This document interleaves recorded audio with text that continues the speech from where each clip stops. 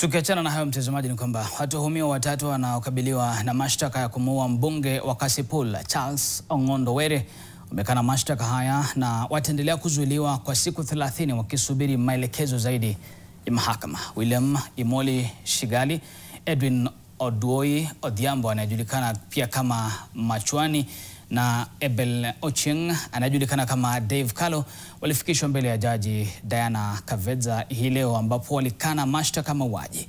Kosa hilo linadaiwa kutokea Aprili 30 mwaka 2025 majira ya saa 1:40 jioni katika mzunguko wa City Mortuary kwenye barabara ya Ngong katika eneo la Mlimani katika kaunti ya Nairobi. Upande wa mashtaka ulithibitisha kuwa washtakiwa wote wako timamu kiakili na wana uwezo wa kujibu mashtaka kufuatia ripoti ya uchunguzi wa kiakili iliyowasilishwa mahakamani.